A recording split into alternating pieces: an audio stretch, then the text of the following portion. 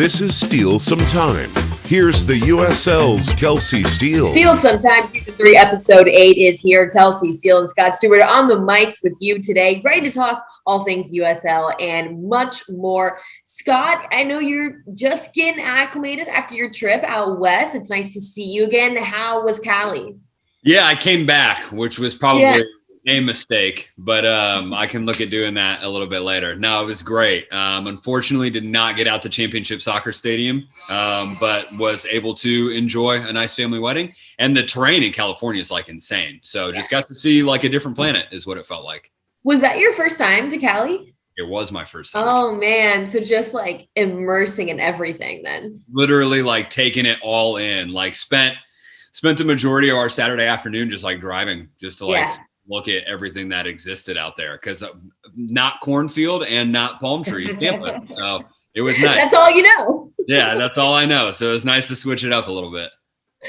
I love it. And obviously we're going to get to the restaurant of the week here in just a little bit, because with you being on the trip, that only makes sense. So, but before we get there, I do want to talk about some notable headlines from this past week, because I think the big one probably to come out of this week is the story of Christian Eriksen and, you know, it not being a soccer headline, but truly a worldwide headline this week. An unfathomable event in Denmark's and in Finland's match this past week. And I think what's really crazy to come out of all of this, Scott, was the one incredible work from the doctors and the staff of Denmark to immediately be out there and take care of Christian and ultimately bring him back to life. The whole story is just so astonishing to me. But I also think on top of that, the player response was truly remarkable. And I think that's one of the biggest things that I took away from this was the immediate unity that came from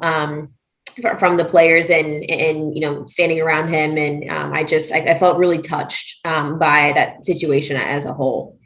Yeah, I mean, the positive story of the week is Christian Eriksen's alive for sure. Right. Like watching it, I've only seen anything like that ever happen live once. I was watching this was back when like Fox Soccer Channel, which RIP, used to carry all of like the Premier League games about like almost a full decade ago, and watch somebody by the name of Fabrice Muamba, who had played for Bolton, drop on the pitch. And like, at first you really don't know what's going on. Right. But it's one of those things where as a viewer, you never want to see that again. Like you literally, that is as traumatizing as it is as a viewer. Like I can't even imagine being there in person. But yeah, incredible leadership by the Danish team to just get out there and form that circle and just like protect Christian and console his wife and like be there for his family, like who had no idea what was going on. And yeah, massive amounts of praise to the medical team for their speedy response and to the referee who was quick to call the playoff and make sure that situation was being addressed. I mean, I think the fact that the Danish medical chief had said like literally he was gone, I think just kind of like that's a very sobering and harrowing moment for us to be able to like look back on in sports. So yeah, definitely like something that we never want to see again, but for what is coming out of it, some awareness on CPR techniques and just like the amount of like on time response that takes from a team is just truly astonishing. So yeah, just glad to see that he's living, breathing. Whether he ever plays again or not is pretty irrelevant at this point. I saw a really cool graphic circulating on Instagram after, it might have been a day or so after at this point, but it said that this is the picture that should be circulating after this circumstance. And it was 3 techniques for CPR for an adult, a child, and an infant, and how to respond in those situations. And I honestly thought that was so impactful, because I think that's something that like probably everyone's taken a class once for some odd reason. But I don't know about you. I don't think I've taken a CPR class in probably, 8 to 10 years, you know, and I think that's probably the craziest part looking back at it is this is such a simple, necessary, you know, note to have. Like you should have this piece of information memorized at this point. And it is pretty wild to kind of taking that step back and realizing like, I don't know if I'd be prepared in a situation like this. Like I could probably make it work, but definitely kind of some self-evaluation there and thinking, you know, maybe it might do me some good to do a CPR class here too. Yeah. And just like the fact that, especially for this team, that's one of their like brothers, right? So you've got to also put it in the frame of mind of like, how would I save a family member? Like, do I know enough to literally be in a position to save a member of my family should something like that happen? Because that literally is the most comparable thing for a situation like that. And I just like, again, there are a lot of claps, a lot of applause that deserves to go around for everybody involved in that situation. But like, wow, just the fact that Christian Eriksen was able to say, hey, I'm okay, is still just like the most shocking, but also like the most praiseworthy thing to come out of this. So I'm sure everybody would be very quick to say like, yeah, I could have played a big part or a small part, but the fact that he's alive is like, that's our win here. So all the best is speedy recovery. Hope to see him on a pitch again, but if not, just hope that he lives a very long and happy life from here. And it's a great story out of Simon Kjær too, the Danish captain too. Imagine like you're playing in the Euros, like one of the biggest games of his career, and he notices right away to, stabilize Christian's neck, make sure he's not choking on his tongue, and then console his wife right in an instant. That shows you like a true leadership, and that just proves like he wasn't made captain by accident. Yeah. Christian, of course, coming out with a statement here just recently, thanking everyone, for all of their support and kind words. Also acknowledging that he does feel better, but the big thing to come out of this is he wants to understand what happened to him. And I think that's really what's so crazy about all this, Scott, is he doesn't even know what led up to this. I know there have been a ton of rumors floating around about COVID and vaccinations, things like that. And I think it's really important to make that clear that it is still unknown what caused this, what maybe underlying condition he might have been dealing with and had not known. So, and I think on top of all of this, as he moves on, his family moves on, that he gets some answers. And I think that's really important here as, him and his family look ahead over the next few weeks. Yeah, I'm sure it's something where, I think he even put this in his statement, like I'm waiting on some medical tests to come back for sure. And that's kind of like the crazy thing that happens. You can go through all these medicals, but things go unnoticed, things develop like this, as rare as it is. Even having one person have this happen to is too many, but better for Christian that it was caught in a situation where his life was able to be saved instead of like, God forbid, something much, much worse where we would have lost the player and the person. A lot more important for the person than the player for sure. So yeah, I think it's one of those where we're going to have to keep an eye on it, but yeah, all the absolute best to him and his family moving forward. A big positive to come out of a truly horrendous situation. So we're going to keep those positive vibes moving here as we move into our positive story of the weekend and lift this up a little bit, Scott. And this one's really cool. So I don't know if you're familiar with Susie Hunter. She's an MMJ multimedia journalist out for a news station in Connecticut. And she actually just decided that she was going to take some time away from being a reporter and being on TV and spend 2021's Major League Baseball season traveling the country to every single ballpark. So her journey just officially began. She's going to vlog the whole experience. But as part of the project of visiting every single baseball park, she's actually going to be raising money for the Boys and Girls Club of America along the way. Her goal is to raise $30,000, so $1,000 for each ballpark. So I think this is such a cool story. Her big note out of it was at the BGCA, she really feels like they're champions of youth sports, and through that, kids learn so many valuable tools and skills that carry on to the rest of their lives. So she felt like that was a really important anecdote to have alongside her journey. So just a really cool story, and obviously something that like many people I think have on their bucket list of being able to check off, whether it's baseball, NFL, whatever it may be, that being able to see every single ballpark, especially after 2020, where everyone's just so hungry for that impact. I just thought this one was super heartwarming, and her journey just began, I believe, in Pittsburgh this week. So she's in for a heck of a summer and fall. Yeah, I've had a couple friends who have done that, like taken just a couple months out of the year and just like gone and toured all the ballparks. So one, kudos, because wow, that's quite an undertaking. And I don't hear about it happening. Like it seems like it's a lot more of a baseball thing. Like I don't really hear a lot of people saying like, oh, I'm going to try and get to every NFL stadium in a year. Because one, I'm sure impossible.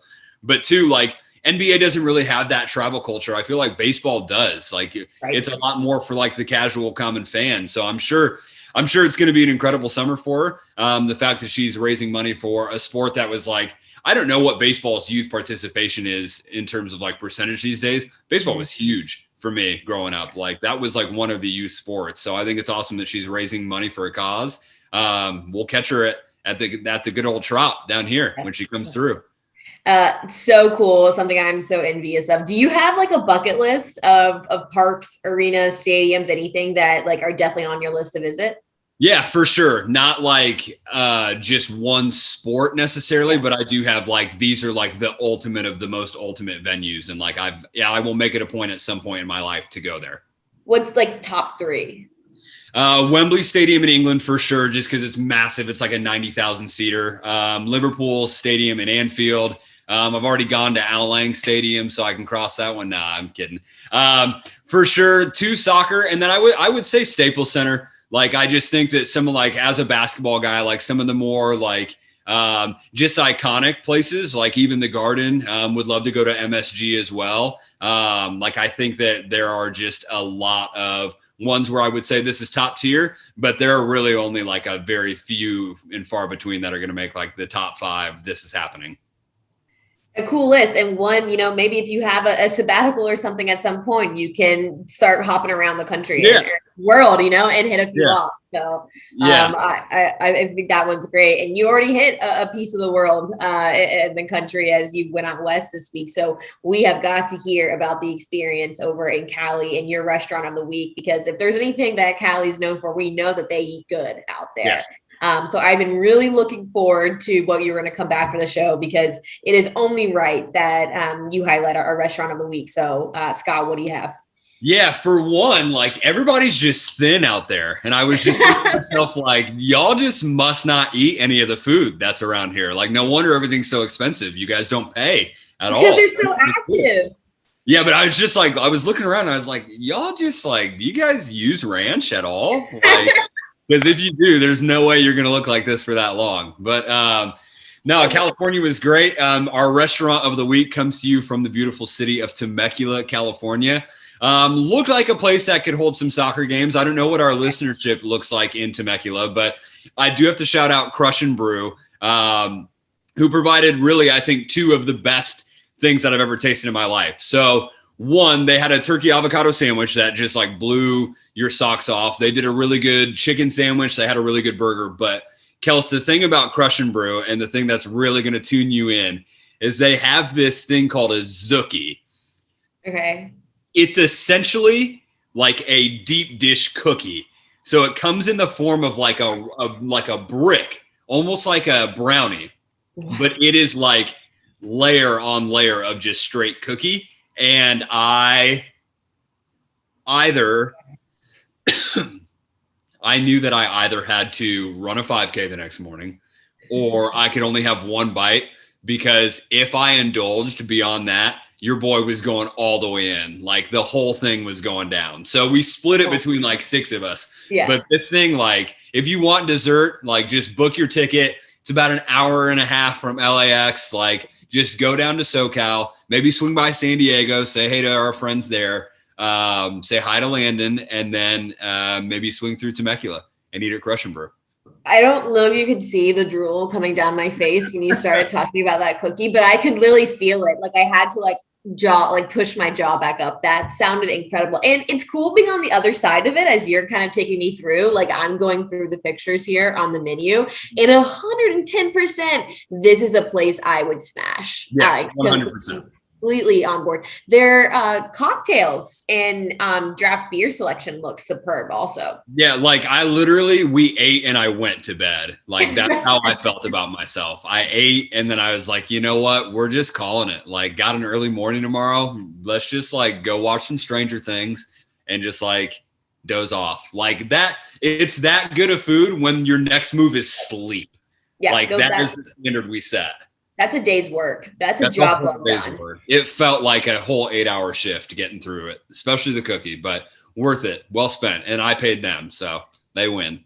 All right, you heard it here. Crush and Brew. Add it to the list if you're over near Temecula, California. Amazing Rex Scott stew. If I'm out there anytime soon, I have to get that sandwich that screams the Kelsey Steele. So I'm all aboard that. Appreciate you taking the reins for this one and letting us in a little bit on your weekend in Cali. While you were there, week 8 was well underway across the USL Championship. And I think initially here, I want to touch on the Tampa Bay Rowdies because we haven't spent, ironically, a lot of time here in the last few weeks talking about them. Because I think it feels like we somehow mention them in every single episode, but also too wanted to make sure that we were getting a full scope of everything across the East, right? So I think it's time because we are continuing to see the same result out of this club that has me convinced that they are without question the team to beat in the East. So the Rowdies respond to being a goal down with 2 unanswered goals of their own. Foster Langsdorff, he makes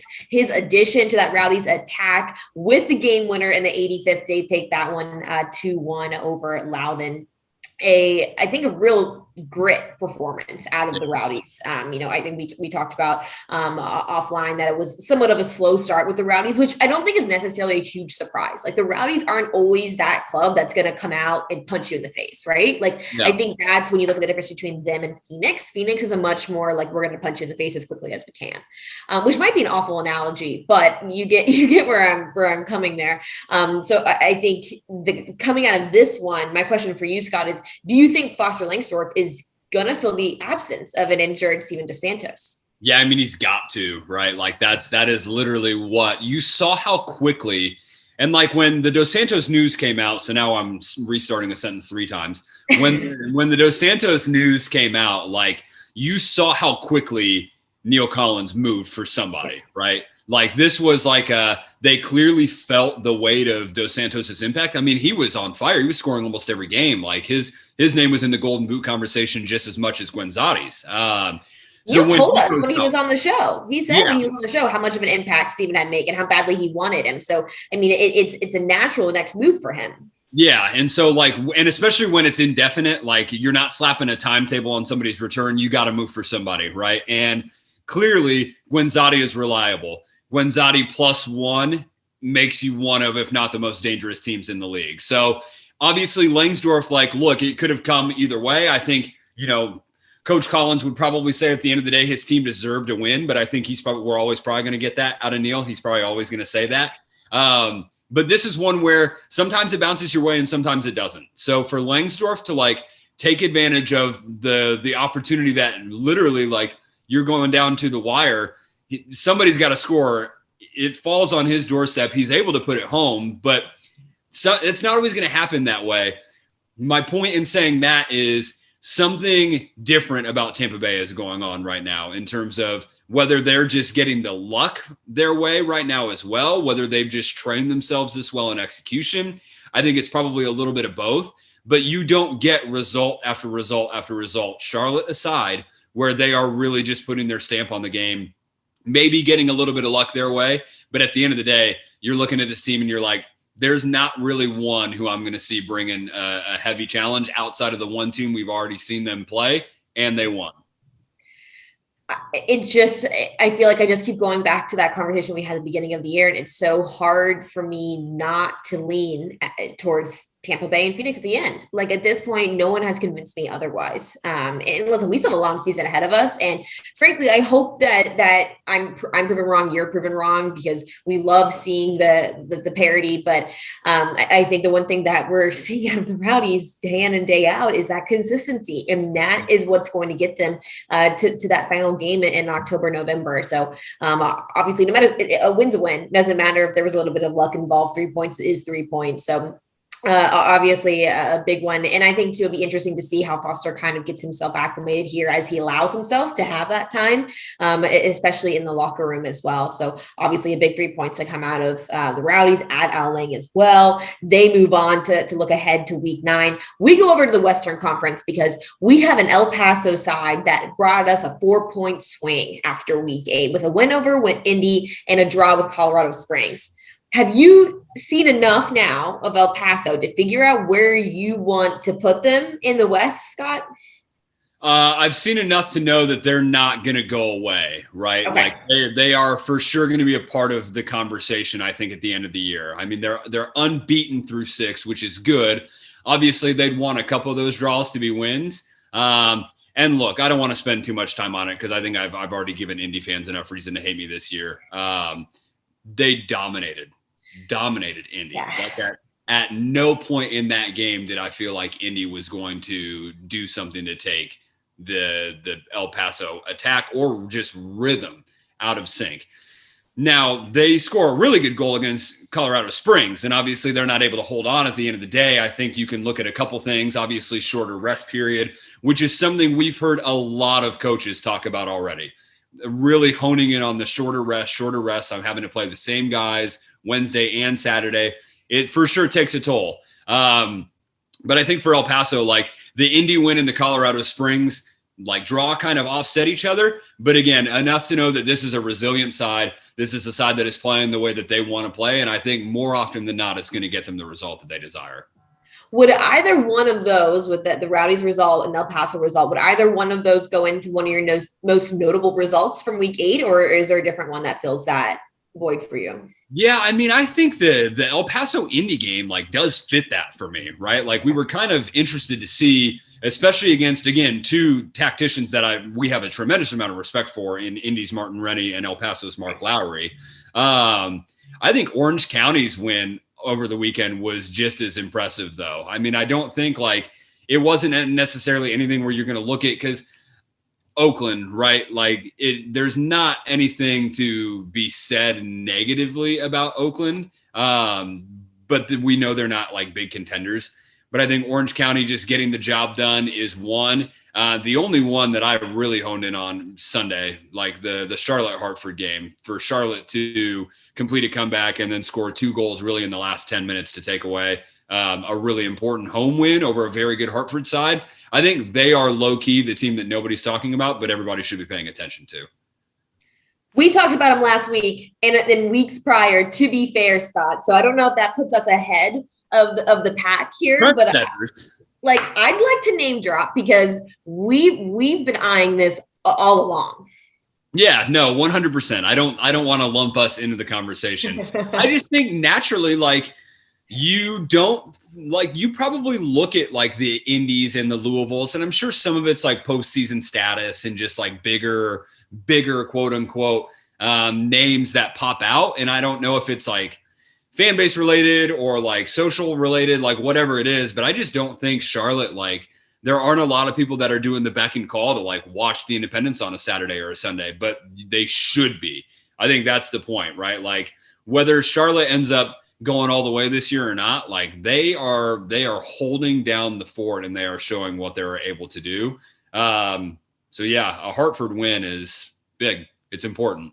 It's important. Lastly here, Scott, I think a notable takeaway from week 8 is the draw that we saw between Mexico United and Austin Bold. New Mexico returns home, has an amazing Pride Night display, an incredible celebration as they do, as on brand for that New Mexico side, but yet again, non-able to deliver the result that they needed. So are you going to buy or sell that New Mexico United is going to be able to deliver the offensive production they need to be a threat here in 2021? I will buy it, but man, you got to see it to believe it, right? Like they have 1 goal in 270 minutes of play.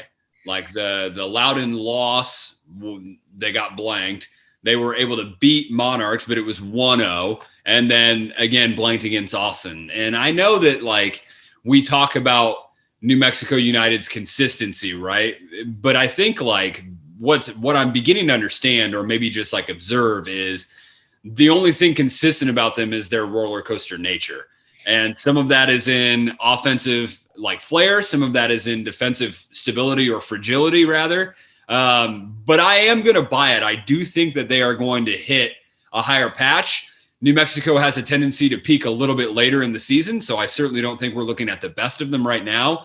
But it does kind of beg the question of how long are they going to be comfortable with just like doing the best they can and just kind of skating by as results come, they come, versus like, hey, it's time to pull up the bootstraps and like really make sure we're playing our best soccer heading into the most important time of the year.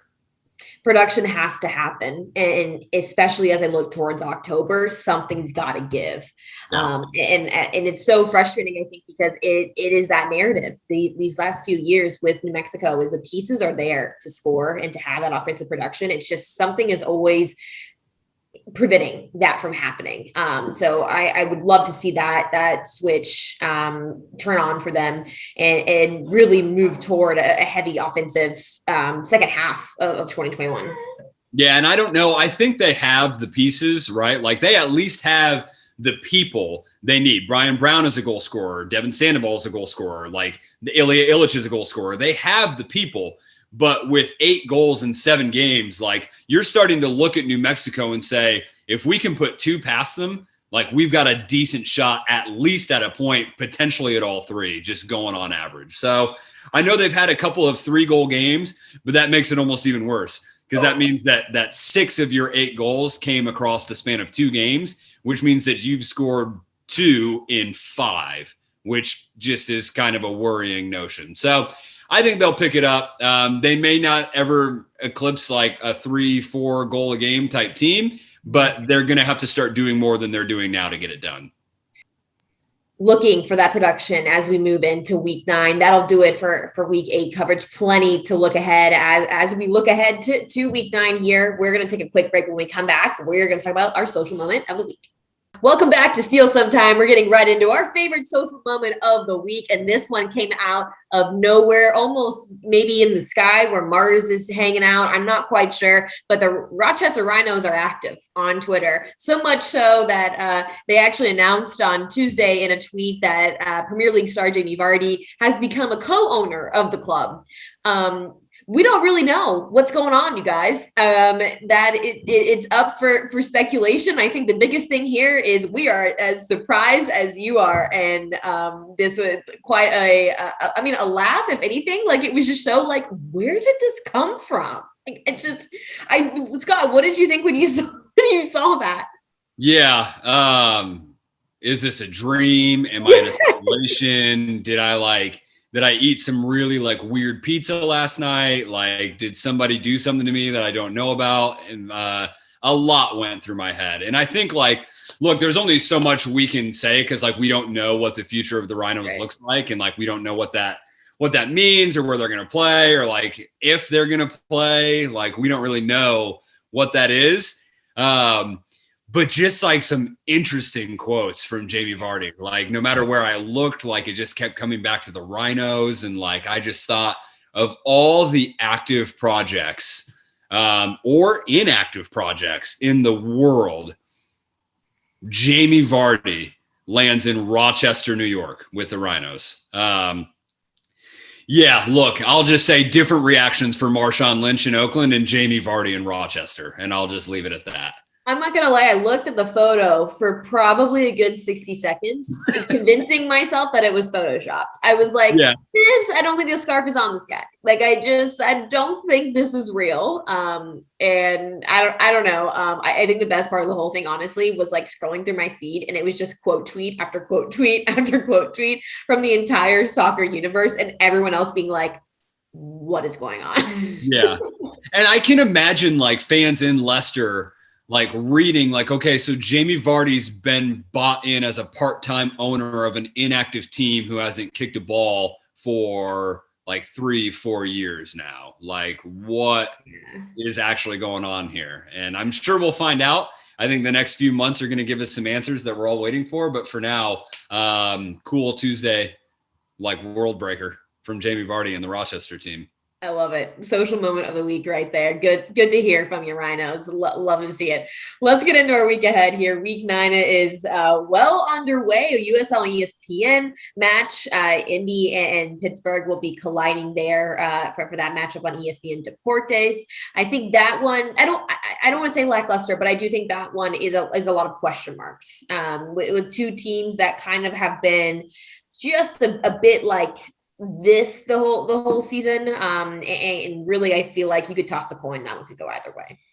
Yeah, I mean, so Indy is winless in 3. Pittsburgh is winless in 2. I don't know. Like, I think good news for Pittsburgh, no Tyler Pasher. So I think we can like start and end there with them. But there's just so much that remains to be seen from these two sides. And like, I'm either going to fall asleep 10 minutes in. And I mean that very respectfully, right? That's not like me coming at either team. It's just both of them have a tendency to be a little bit slower in their play and their buildup and stuff. So who knows? It could end up being a really exciting game. We could get like a 2-2 out of it. I hope that we see some sparks in attack from both sides. Both teams certainly have the players to do it. I'm just worried. I'm just worried that we're not going to get the show that both these teams we know are capable of producing, simply because rhythmically they just haven't been who we've expected them to be recently. Mm-hmm. That one's going to be an interesting one. And then I think when we look down at the following day, Scott, Wednesday night, have you looked at that slate? Massive. We have an 8-game Wednesday night slate, you guys, and might as well be Saturday at this point. So quite a few, honestly, really exciting games. I think the big one to come out of that one for me is probably the meeting between San Antonio and New Mexico. That's going to be a really interesting one. Probably the biggest one for me in terms of like what I have my eyes on that night. You've got the 3rd and 4th place teams of the Mountain Division right here. So San Antonio can squeeze into 2nd place in the division with a win on Wednesday night, which shows how tight of a race you have right now in the Mountain Division. Is this the opportunity for New Mexico to be able to make that offensive production click over San Antonio? It would be great. It would be great for sure. Like, I think, I think this week we have a lot to look forward to, period. Like, I think there are a lot of good games. I had a feeling we were going to lean towards San Antonio, New Mexico, just because, like, again, we just asked questions of New Mexico. San Antonio, I think, is a really, really good team. I think they are also in a cycle of we're waiting to peak until the right time. Right. But I think that San Antonio is going to, like, look, my early season predictions on New Mexico have not produced any fruit.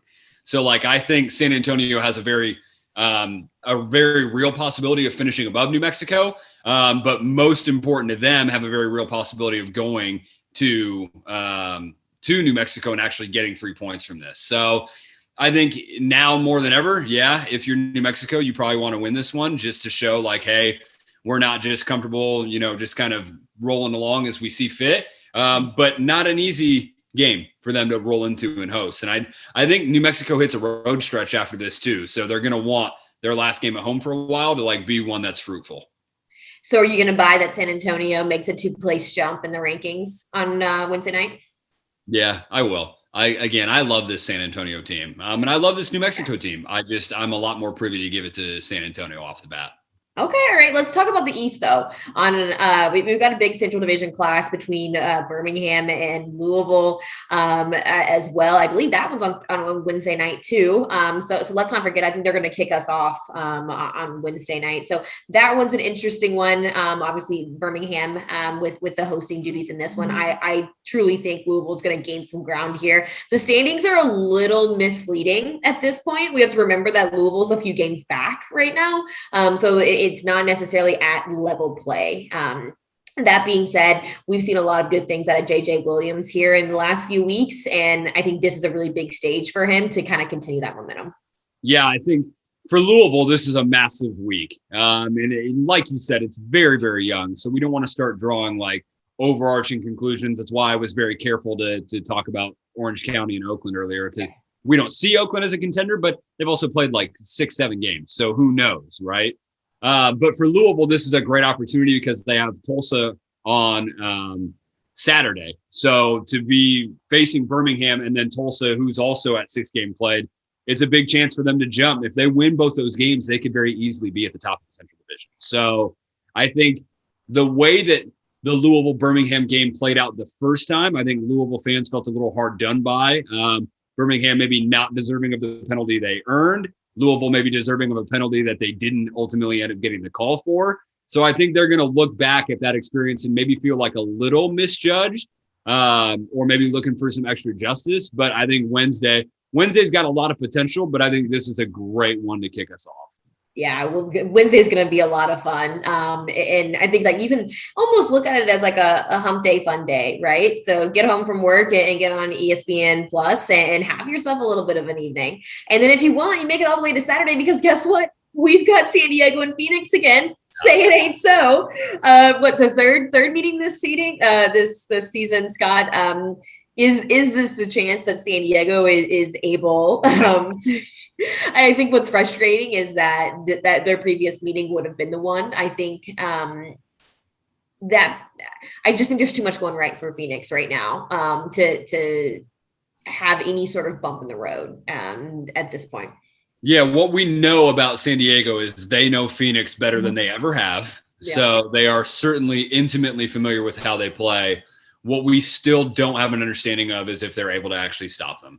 And I think that, again, you got to really feel like they had to walk away from being 2-0 up to 2-2 and 2 goals in stoppage time to just like feeling a little dejected about that specifically. Now, that said, nice boost of a win over the weekend. I think that, to come back and get 3 very valuable points is always going to help you in the long run. So I think that's a beautiful thing for them. And hopefully they're able to carry some of that momentum into the weekend.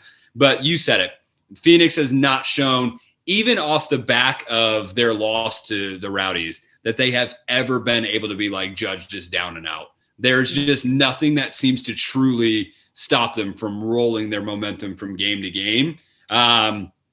I don't know. I think Phoenix is probably still going to end up winning this. And that's just like, it just seems like you're almost getting into like Thanos inevitable territory where you're just looking at like the Infinity Stones and you're just like, this guy again. But like, yeah, this guy again. And his name's Santi Moar. Who also his streak ended this past week. We did not make a note of, but nothing to hang his head on. Solomon Asante picked that right up where he left off. So no worries there in the Phoenix camp. We have plenty to look forward to in week 9. It begins this Tuesday at 8 p.m. Eastern on ESPN Deportes. Indy 11 and Pittsburgh get us kicked off. Before we go today, Clay Benjamin, hit us with your question of the week. Okay, so we mentioned it earlier with the social story. I'm still trying to wrap my head around the Jamie Vardy to Rochester story. I'm just like laughing to myself, like at people in Leicester trying to pronounce Rochester, or the fact like they'd even know it's a city for one, because like when Leicester first came to the Premier League, no one in the United States knew how to pronounce Leicester. So I just kind of see the reverse of that. So kind of going off of that, what celebrity or what athlete would you have to take over your favorite team? Could be in any capacity. It could be coach, it could be front office, but if you could pick any celebrity or athlete to have an active role in your favorite sports organization, who is it and why? With their current resources, or do we get to give them, like if I want somebody to own my favorite team, can we give them the money necessary for them to do it the way I want them to? Oh my God. I got to add a qualifier. Oh, I got wow. what we're talking about here. Current resources, but if you want to make it an owner, they bring in their own resources in. Okay. Yeah, so Scott, it's not that serious. Stuart gets to think through the 50,000 possibilities. I can go first. I mean, that was a great question that honestly I should have seen coming from you. That's on me. Yeah, no, it's good. Mine's going far out there. I might be like one of those weirdos out there. I don't have like a favorite professional athlete. I've never, the only professional athlete that I've been that like hands down this like my favorite player of all time is Ken Griffey Jr. Great answer. Other than that, I haven't really gotten like super. Maybe that's because I work in sports. I don't know. But you could be a celebrity. Yeah. So I would like to, this is so out of left field. I, no pun intended, would like to see Blake Griffin be a bench coach for the Cincinnati Reds. Let's hear it. Reasoning, surely.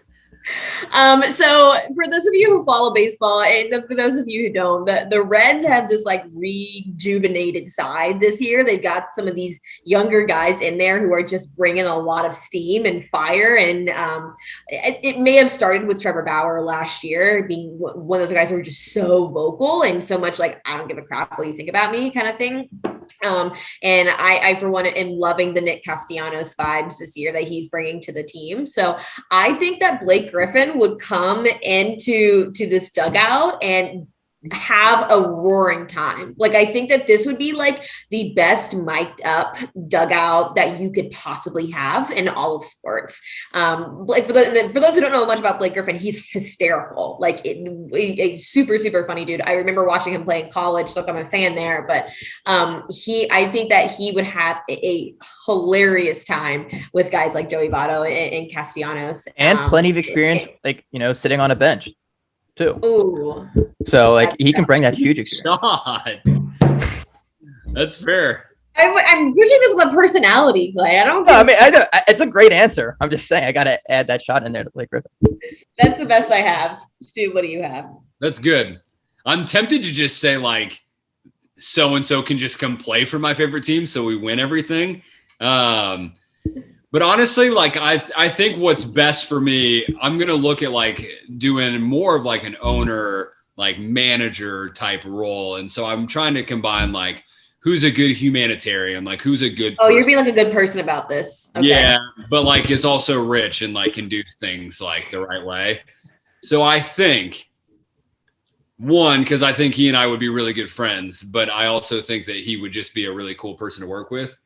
I think that I would have Roger Federer come in to my life and manage probably the Indiana Pacers, probably just like have him come in, just like really like be able to spend some cash. Like the Pacers as a small mid-sized market can finally go above the luxury tax. We can sign a couple superstars, like make a run at a trophy. But also just because I feel like that dude is just like so cool and he's so good with people. So my lone condition would be he can come in, but he has to hire me as like his right-hand man to just like help make some of the business decisions so that we can go contend for a championship. We can work with cool people and serve the city of Indianapolis. Yeah. See, he needs a local boy to like, teach him the ropes. Exactly. Yeah. And I'm sure Roger Federer has long dreamt about a trip to Indianapolis, let alone an extended stay. So there's no question that's top of his list. Without question. We can hash out the details later, but I think that's where I'm going. His Rolex partnership can just steamroll this entire. Yeah, honestly, it's easy. And a free Rolex. Like when he wins his 9th Wimbledon pretty soon here, then we'll all be feeling good, and then he'll really be jazzed to be aboard. I love it. These could not be more different. For sure, for many different reasons. For so many different reasons. We'll cut it off there, you guys.